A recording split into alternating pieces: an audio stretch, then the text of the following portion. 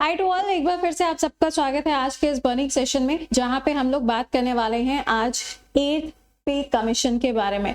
आप सबको पता है काफी लंबे टाइम से इसका वेट हो रहा था कि 8th पे कमीशन को कब लागू किया जाएगा।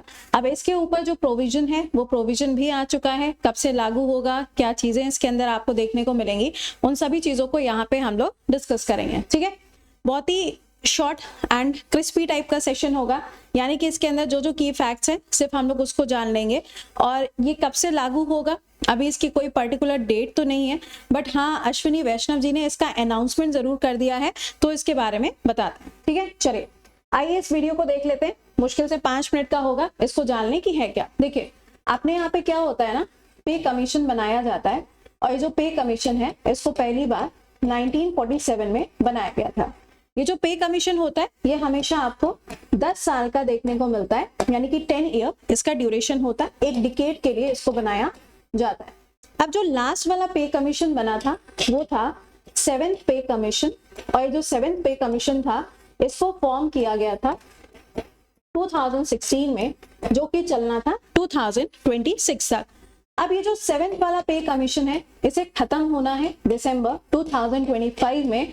तो उससे पहले ये बातें चल रही थी कि 8th वाला पे कमीशन आना चाहिए। अब पे कमीशन कब आएगा कब नहीं आएगा, आइए इसके बारे में भी आपको बता दें। पहली चीज तो ये है कि इस पे कमीशन का मतलब क्या होता है। तो सिंपल सी बात है, जितने भी ऐसे एम्प्लॉयज हैं जो सेंट्रल गवर्नमेंट के अंदर आते हैं उन सबकी जो सैलरी है, और जो ऐसे एम्प्लॉयज हैं जो रिटायर हो चुके हैं उनकी जो पेंशन है उसको रिवाइज किया जाएगा। यानी कि जो सैलरी है और जो पेंशन है इसको क्या किया जाएगा, इसको रिवाइज किया जाएगा, यानी कि इसके अंदर आपको इंक्रीमेंट देखने को मिलेगा। अब यहाँ पे कौन कौन से लोग ऐसे होंगे जिनका सैलरी एंड पेंशन इंक्रीज होगा। तो जो ये 8th पे कमीशन आएगा ना, ये सेंट्रल गवर्नमेंट के एम्प्लॉयज के लिए लाया जाएगा।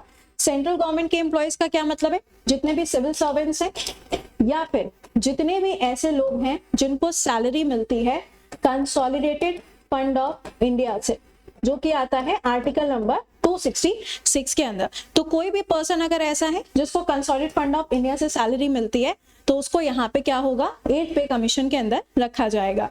बट इसमें एक पॉइंट और बोला गया है, वो पॉइंट ये है कि अगर कोई पीएसयू का एम्प्लॉय है, यानी कि अगर कोई पब्लिक अंडरटेकिंग का एम्प्लॉय है, तो उसको यहाँ पे इसके अंदर इंक्लूड नहीं किया गया, क्योंकि उनके लिए अलग से प्रोविजंस ऑलरेडी बने हुए हैं। अब जो यहाँ पे 7th वाला पे कमीशन था, जिसके हिसाब से अगर देखा जाए तो ये 2026 में खत्म होना है।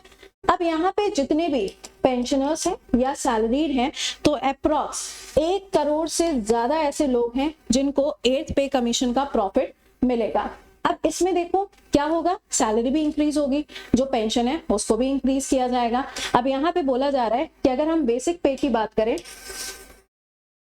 तो यहाँ पर आप देख पा रहे होगे, This led the minimum basic pay to become 18,000 per month compared to the 7,000 in the 6th pay commission। अगर हम 6th pay commission को देखें तो 7,000 बेसिक पे था, और यहाँ पे 7th में कितना था, इतना था। अब यहाँ पे क्या होगा, और भी ज्यादा जो इंक्रीज है वो आपको देखने को मिलेगा।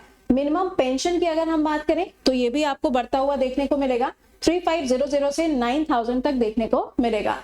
मैक्सिमम सैलरी जो होगी ना वो यहाँ कितनी होगी, 2.5 लाख हो जाएगी, और मैक्सिमम पेंशन जो है वो 1.25 तक आपको देखने को मिलेगी। लैक्स की बात हो रही है, ठीक है। तो ये सारी चीजें यहाँ पर हैं, लेकिन इसको अभी क्यों बना रहे हैं, है ना, क्योंकि खत्म तो 2026 में हो रहा है। तो यहाँ पे बोला गया है अश्विनी वैष्णव जी के द्वारा, हम क्या करेंगे, एक कमिटी फॉर्म करेंगे, और इस कमिटी को हम जिम्मेदारी देंगे कि वो क्या करेगा, रिकमेंडेशंस देगा, जिसको हम 2025 में पूरी तरीके से कैसे उसको फ्रेम करना है, कहाँ क्या इंक्रीमेंट होगा, कितनी सैलरी इंक्रीज होगी, कितनी पेंशन इंक्रीज होगी, उन सभी चीजों का पूरा जो डेटा है वो यहाँ पे कलेक्ट किया जाएगा, सो दैट 2026 में जब 7th वाला पे कमीशन एंड होगा तो 8th वाला प्रॉपरली समय से लागू हो सके।